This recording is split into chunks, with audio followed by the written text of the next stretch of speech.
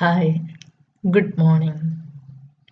In the last class, we have discussed about orthogonal vectors and orthonormal vectors. Today, we are going to discuss Gram-Schmidt orthogonalization process. Okay, we'll start with one theorem and we will discuss some problems. Okay, so what is this theorem? Let V be an inner product space. Okay, clear? And beta 1, beta 2, etc. beta n be any independent vectors in V. Okay. Then one may construct orthogonal vectors alpha 1, alpha 2, etc. alpha n in V such that for each k equal to 1 to etc. n, the set alpha 1, alpha 2, etc. alpha k is a basis for the subspace spanned by beta 1, beta 2, etc. beta k. Here given V is an inner product space and beta 1, beta 2, etc. beta n are independent vectors in V, then we can construct orthogonal vectors alpha 1, alpha 2, etc. alpha n in V such that for each k equal to 1 to etc. and the set alpha 1, etc. alpha k is a basis for the subspace spanned by beta 1, beta 2, etc. beta k. So here given linearly independent vectors, we are constructing orthogonal vectors. Once we get orthogonal vectors, we can easily construct orthonormal vectors from that we will discuss later. So here we are actually constructing orthogonal vectors alpha 1, alpha 2, etc. alpha n from the given beta 1, beta 2, etc. beta n. And this process is called Gram-Schmidt orthogonalization process. Okay. So first we are assuming alpha 1 as beta 1. Okay. Alpha 1 is equal to beta 1. And alpha 2, alpha 3, etc. we are constructing using induction process. Okay. So the first suppose alpha 1, alpha 2, etc. alpha m. We first already we take alpha 1 is equal to beta n and we assume that alpha 1, alpha 2, etc. alpha m is chosen in such a way that they are orthogonal. Okay.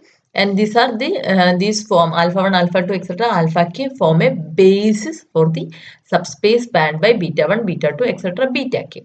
Now our aim is to construct alpha k plus 1. Okay. I mean alpha m plus 1. Alpha already alpha 1, alpha 2, etc. alpha m is constructed. We choose alpha 1 is equal to beta 1. So the result is true for k equal to 1. And we assume the result is true for k equal to m. And now we are proving the result is true for k equal to m plus 1. So our construction is we are constructing alpha m plus 1. So we are taking alpha m plus 1 as, listen carefully, beta m plus 1 minus sigma k equal to 1 to m, inner product of beta m plus 1 and alpha k divided by norm of alpha k whole square into alpha k. Listen carefully. Alpha m plus 1 is equal to beta m plus 1 minus sigma k equal to 1 to m, inner product of this beta m plus 1 and alpha k divided by norm of alpha k square into alpha k. This is the definition of alpha m plus 1. Then clearly alpha m plus 1 is not equal to 0. How? If alpha m plus 1 is equal to 0, then this beta m plus 1 you can take here and or you can take this here. That means beta m plus 1 is linear combination of alpha k. Okay. But alpha 1, alpha 2, etc. alpha n are independent. Therefore, alpha is never be a linear combination of other alpha I. Therefore, okay. Beta m plus 1 is a linear combination alpha 1. Okay. Hence linear combination of beta m plus 1 is a linear combination of alpha is. Each alpha is a linear combination of beta is. Therefore, beta m plus 1 is a linear combination of beta 1, beta 2, etc. beta m, and that leads to a contradiction. Once again, if alpha m plus 1 is equal to 0, then beta m plus 1 is a linear combination of alpha k, and each alpha k is a linear combination of beta i's. That means beta m plus 1 is a linear combination of beta 1, beta 2, etc. beta m. That is a contradiction because we are assumed beta 1, beta 2, etc. beta m are linearly independent. Okay. So for 1 less than or equal to j less than or equal to m, what is alpha 1 m plus 1, inner product of alpha m plus 1 and alpha j?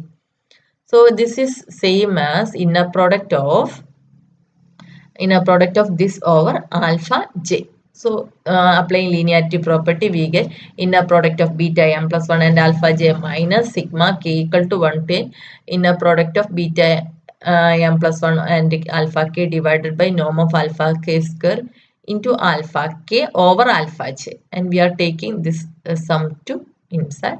Therefore, that become inner product of alpha k and alpha j. Okay, so again simplifying this, we get this minus, we are expanding k equal to 1 to m. So when k equal to 1, this become this one, and k equal to 2, this become this one, and when k equal to j, this become this one, and finally when k equal to m. Okay, but alpha 1, alpha 2, etc., alpha m are orthogonal. We have assumed that. Okay, alpha 1, alpha 2, etc., be chosen so that this is an orthogonal basis. So alpha I in a product of alpha I and alpha j, if I not equal to j is equal to 0. So this term 0, this term 0, this term not equal to 0, and this term equal to 0. So remaining is inner product of beta m plus 1 and alpha j minus inner product of beta m plus 1 and alpha j divided by norm of alpha j square into inner product of alpha j and alpha j, that is norm of alpha j square. Cancel each other and we will get this one. Thus we get inner product of alpha m plus 1 and alpha j equal to 0 for 1 less than or equal to j less than or equal to m. Okay. Therefore, alpha 1, alpha 2, etc. alpha m plus 1 is an orthogonal set because this is orthogonal to every element. Alpha j is an orthogonal set consisting of m plus 1 non-zero vectors in the subspace spanned by beta 1, beta 2, etc. beta m plus 1. And we have one result by theorem 2. It is a basis for the space because alpha 1, alpha 2, etc. alpha n form an orthogonal set of non-zero vectors, then they are linearly independent. Also, this spans the space. Therefore, this is a basis. Thus, the vectors alpha 1, alpha 2, etc. alpha n may be constructed one after the other in accordance with the 8 to 9. 8 to 9 means this equation. Okay. Okay, in particular, if you consider each elements, alpha 1, we have chosen alpha 1 as beta 1. Alpha 2 means, what is alpha 2? Here you substitute m is equal to 1, then this become alpha 2. So m equal to 1, therefore this equation k equal to 1 to 1. That means there is only one term, that is beta 2 alpha 1 divided by norm of alpha 1 square into alpha 1. Beta 2 inner product of beta 2 and alpha 1 divided by norm of alpha 1 square into alpha 1. Now alpha 3 means, if you take alpha 3, you choose m is equal to 2. So this become beta 3 minus, this is sigma k equal to 1 to 2. Okay. So what we get?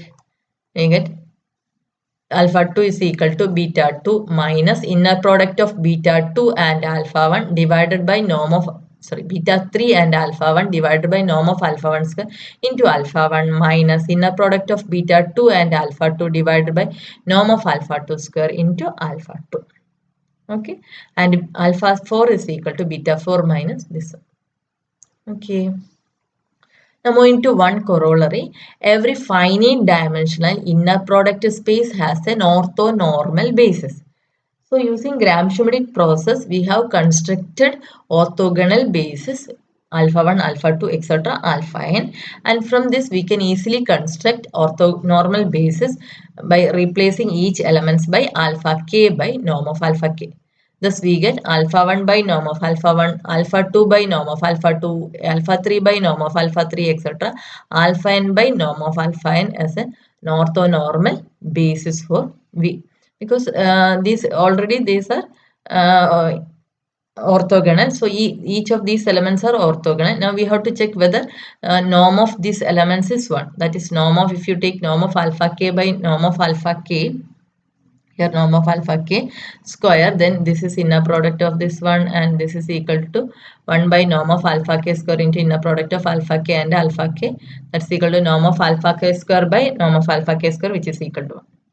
Okay, so these are orthonormal vectors. Once we have constructed orthogonal vectors, then if you take alpha 1 by norm of alpha 1, alpha 2 by norm of alpha 2, etc., alpha n by norm of alpha n, then this set form an orthonormal basis. Moving to one problem, we have given beta 1, beta 2, beta 3 like this, and we have to find corresponding orthogonal vectors. So we have to construct alpha 1, alpha 2, alpha 3. So you have chosen alpha 1 is equal to beta 1, that's equal to 304, and alpha 2 equal to beta 2 minus, apply the formula, beta 2 minus inner product of beta 2 and alpha 1 divided by norm of alpha 1 square into alpha 1. What is inner product of alpha beta 2 and alpha 1? Beta 2 is this one and alpha 1 is same as beta 1. Therefore, multiply both side we get this is equal to 25, and inner product of alpha 1 and alpha 1 is equal to inner product of alpha 1 and alpha 2 equal to if we multiply this we will get this one, and alpha 2 inner product of alpha 1 alpha 2 is equal to, apply the formula. Okay, here we are applying the value, substituting values. Beta 2 is this one minus inner product of beta 1 and beta 2 and alpha 1 divided by norm of alpha 1 square, and this one, and finally we get this one.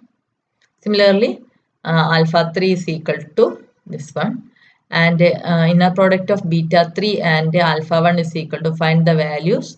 Beta 3, we have beta 3 is 2, 9, 11, and alpha 1 is 304, multiply, and we get 50. You evaluate this value, okay, and here also you evaluate this value, and substituting this we get 0, 9, 0. Therefore, alpha 1, alpha 2, alpha 3 is an orthogonal basis.